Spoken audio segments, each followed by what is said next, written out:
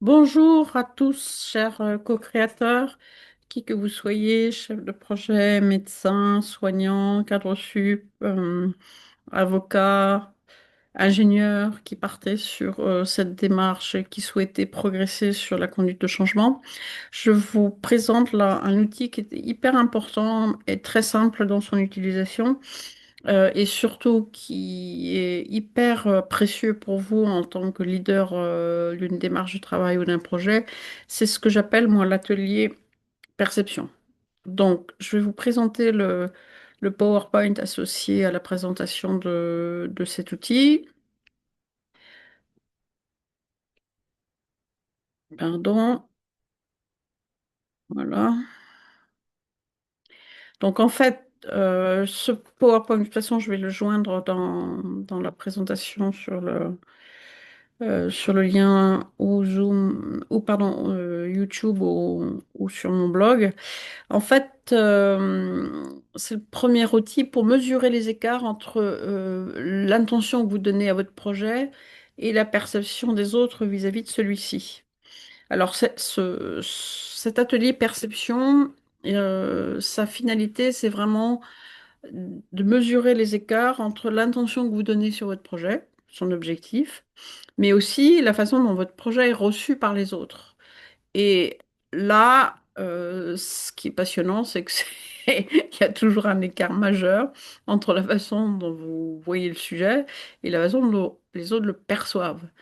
Je rentre pas dans les considérations de neurosciences, mais le fait est, c'est que chacun sa vérité, chacun son angle d'attaque et chacun son expérience professionnelle. Donc, vous avez beau avoir une intention extrêmement noble quand vous lancez un projet, le fait est, c'est que les autres ne le voient pas forcément du même regard. Donc, en fait, concrètement, cet atelier représentation-perception, vous allez l'utiliser de cette façon. Donc, sur le plan logistique, il vous faut une salle, bien évidemment, sous réserve que vous ayez un groupe de travail ou plusieurs personnes. Vous avez besoin aussi d'un paperboard et de crayons, et puis de post-it. Ça, c'est un préambule pour l'animation de votre atelier. Et donc, à partir de là, vous avez un support PowerPoint que vous préparez pour votre projet, et vous allez guider l'animation de votre atelier avec une page PowerPoint de cette nature où vous allez demander aux gens spontanément pour vous ce projet c'est et ce qui ne l'est pas. Euh, et ensuite, du coup, vous allez leur demander de rédiger leur idée sur un post-it, si possible en formulant une phrase, sujet, verbe, complément, sachant que dans la vraie vie, chacun va y mettre un mot et point barre. Donc, il faudra veiller à ne pas l'interpréter et à bien comprendre ce qui est l'idée sous-jacente de formuler. Et puis en fait, au fur et à mesure, donc vous avez 15 minutes pour, enfin, en moyenne, ça dépend du groupe que vous avez, de sa taille, etc. Mais considérez qu'il vous faut maximum 15 minutes pour recueillir les idées des différentes personnes. Vous allez leur demander, par ailleurs, quand c'est terminé, de venir présenter leur représentation de ce qu'est ce projet face aux autres, à l'oral et en même temps de coller le post-it sur votre paper ou sur le mur si vous avez une feuille de brown paper au mur. Voilà. Et au fur et à mesure de la restitution des idées, eh bien vous allez vous-même regrouper les idées cohérentes entre elles et aussi valider avec les gens qui assistent à la réunion de valider que cette idée se regroupe bien avec telle autre. Voilà. Et en fait, c'est un outil important de l'acteur de changement que vous êtes.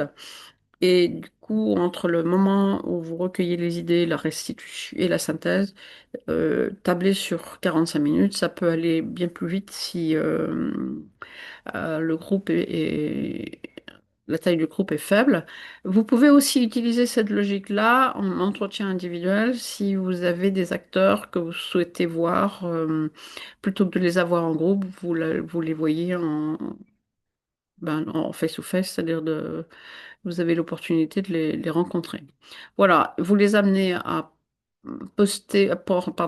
à positionner leur post-it sur cette grille-là.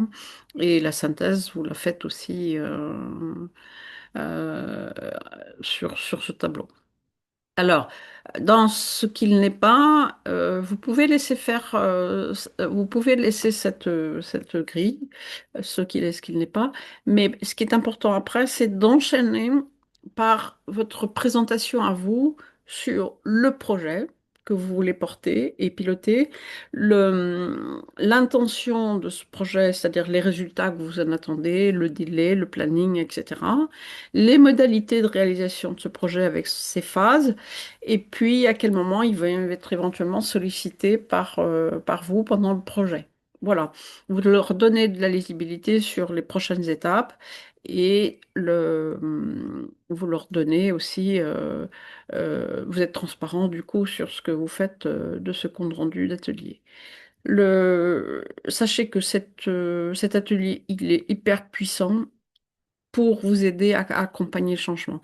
Et si vous faites ça en début de phase, même en fin en milieu de phase, notamment quand vous sortez d'un état des lieux et que vous rentrez sur la mise en œuvre de nouvelles solutions ou de nouvelles pratiques, vous avez impérativement besoin d'utiliser cet atelier. Vous verrez que ça va vous crédibiliser auprès de cette équipe, ça va vous faire anticiper les risques sur le projet et ça va vous permettre eh bien d'éviter des écueils que vous auriez vécus si vous n'avez pas fait cet atelier.